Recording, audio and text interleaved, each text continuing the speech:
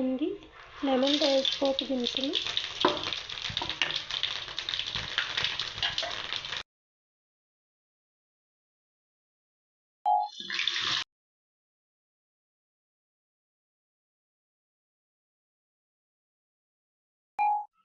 Hi అండి, పులిహోర ఒకసారి ఇలా ట్రై చేయండి.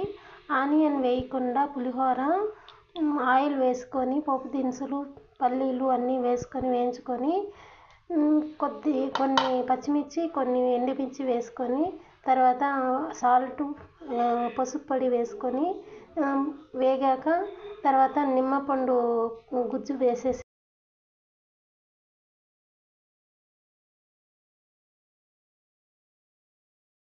తర్వాత రైస్ కలిపేసి కొత్తిమీర సర్వ్ చేసుకోండి.